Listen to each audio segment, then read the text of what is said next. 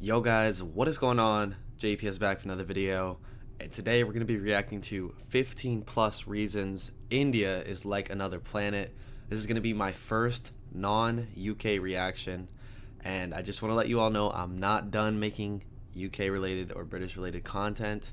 I'm still going to be doing that. We're just going to be switching things up a little more often here.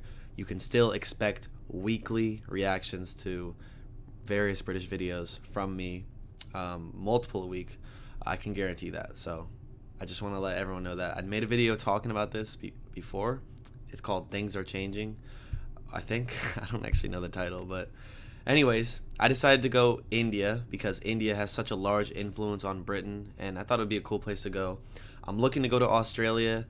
I couldn't make my mind up on a video to watch for that, and I also want to look at some Indian street food videos, but I also couldn't make up my mind. So we're going to be just watching this to introduce ourselves. I'm not familiar with India really at all.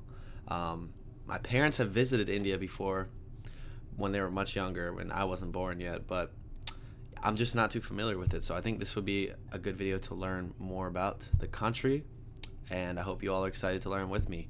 Smash that like button, hit that subscribe button, and comment where I should go next.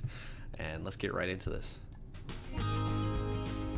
Hey, do you have any plans for your next vacation? How about seeing India? Hold on now. Just because it might feel like it's a world away, both figuratively and literally, that doesn't mean it isn't a tourist-friendly country. And more importantly, a trip to India won't cost you as nearly as much as you'd think.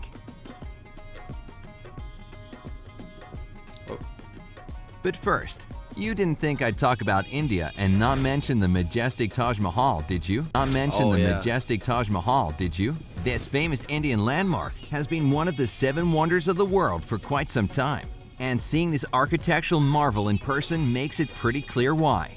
The construction was commissioned in 1632, and it's believed that it took up to 21 years to complete the entire project. I know you've heard of this monument, but did you know that it's a mausoleum? Yeah, the emperor at the time, Shah Jahan, had this marble structure built to house the tomb of his wife, Mumtaz Mahal. Kinda sad she never got to see this ivory masterpiece built just for her. It's so big. I've seen the Taj Mahal before, but Since we're on the topic, here's a fun fact. There was an infamous Indian conman who repeatedly sold different landmarks in the country, including the Taj Mahal and the Parliament House of India. He was arrested as many as 9 times, but somehow managed to escape from prison multiple times. During his final escape, he was already 84 years old. Aside from the fact that he was breaking the law, you gotta admit, that's kind of impressive. oh yeah. Anyway, some tourists hope to avoid the crowds at major tourist attractions, like the Taj Mahal, and prefer to take the road less traveled. However, alone time might be hard to come by in India. With around 51 births every minute, that's over 73,000 a day. This country has one of the fastest growing populations in the world. Roughly half of India's population is under the age of 25. Also making it one of the world's youngest populations, India alone holds more people than the entire Western Hemisphere.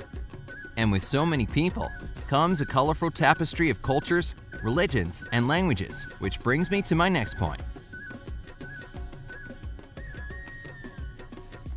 There are about 780 languages spoken in India, but some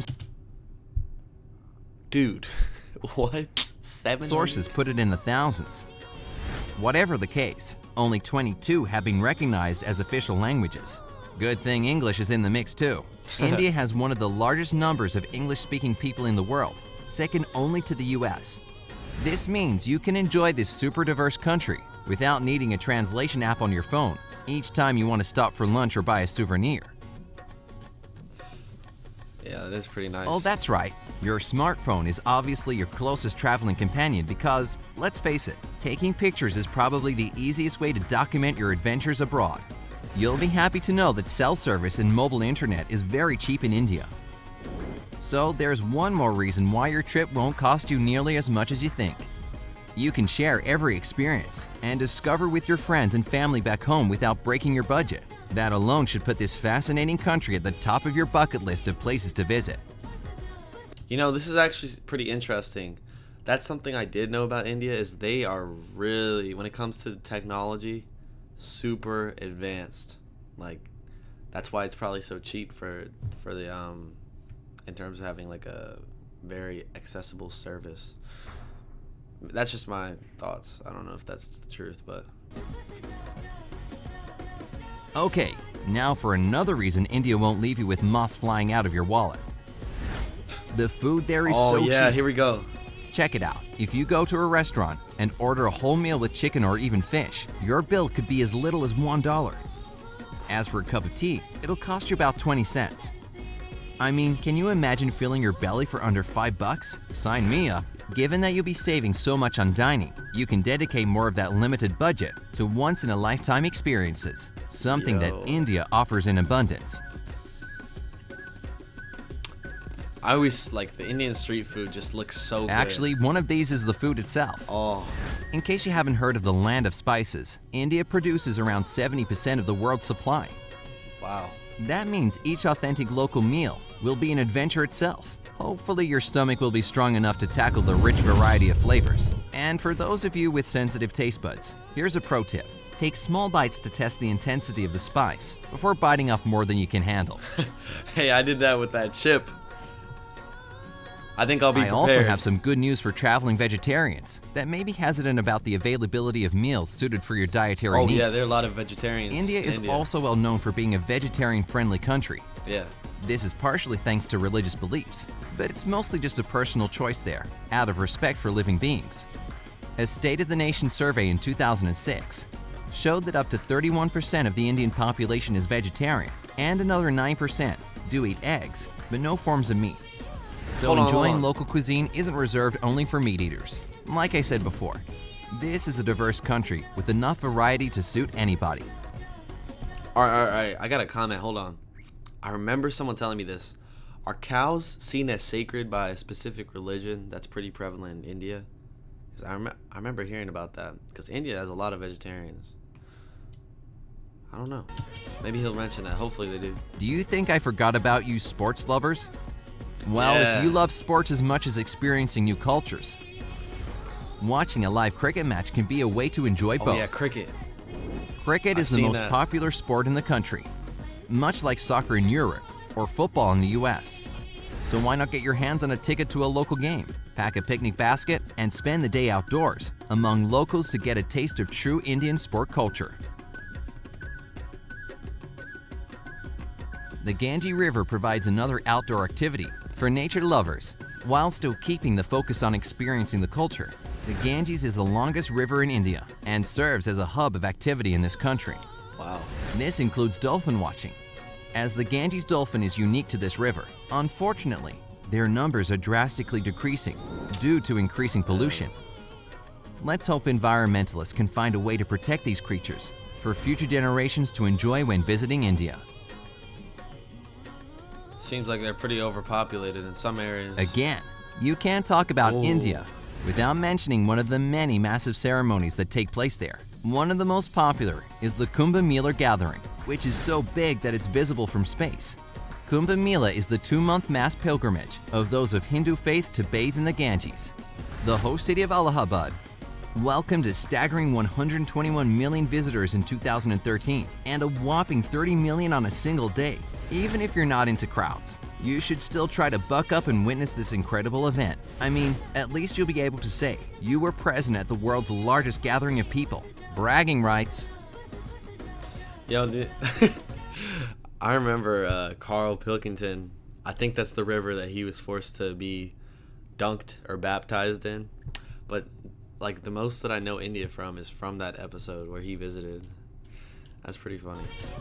Kumbh Mela is one of many festivals celebrated in the Indian culture, but the brightest has to be the color festival Holi.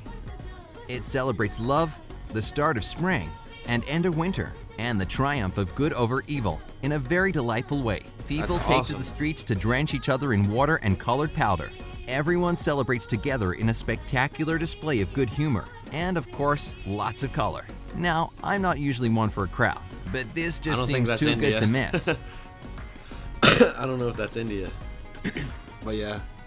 As a matter of fact, Color plays a very important role in Indian culture. It's apparent from the traditional clothes, festivals, local cuisine, and even their currency. Yes, with a handful of rupees, you'll quickly see their bright colors and variations in sizes. Even if the note's designers didn't do it on purpose, they seem to symbolically celebrate the diversity of this nation. Indian bills also have braille markings, so that blind people can read their values. How considerate. That's cool. Another fun fact of the topic of Indian money: it's illegal for foreigners to take rupees in or out of the country. Sorry for the bad news to any of you coin collectors that like to keep different types of money as a souvenir from your travels. So yeah, not just a fun fact, but one you should take note of to avoid any trouble with local authorities. There's no limit on the amount of foreign currency you can bring with you on your visit, as long as you declare any amount over 5,000 US dollars in cash. But then again, who's carrying that kind of cash on them anyway? Not me, I'll tell you that much. Now, Queen fans might be aware of this tidbit, but let's see if you are. Did you know that the iconic band's frontman, Freddie Mercury, was of Indian descent? His birth name was Farrokh Bulsara, and both of his parents were from Bombay. Mercury himself, of course, was born in Tanzania, but still. What? I did not. Did y'all know that? I had no idea. Parents born in India. Or no, parents from India, born in Tanzania. That is quite the. Wow. From beautiful music to beautiful people, India has the highest number of winners from the Miss World competition with a total of 6. Only Venezuela has produced the same amount of title holders since the beauty pageant started in 1951. The most recent Indian Miss World was Manushi Chiller in 2017. So in addition to the delicious food and fun festivals, you'll also be in the presence of people whose beauty is recognized worldwide. If you get tired of the hustle and bustle, you could also take a day and kick back with some old school board games.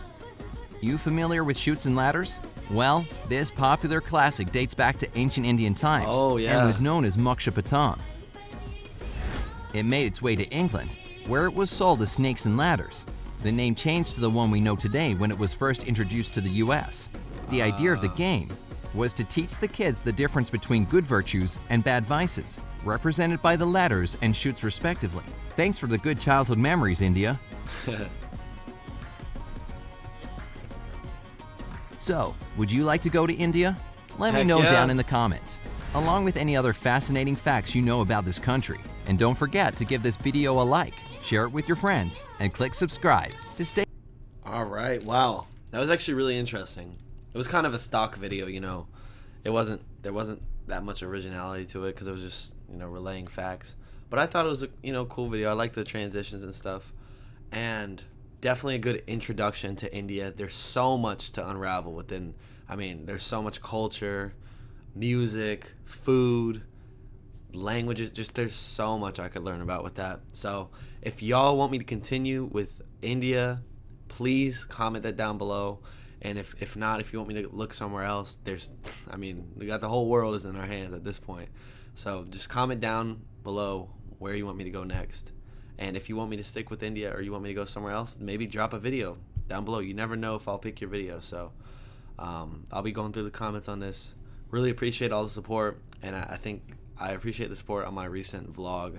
I'm planning on doing more in real life stuff. So a lot of different varieties of content coming up. So a lot to look forward to. And I really appreciate all your support. So thanks for watching, and I'll catch you in the next one.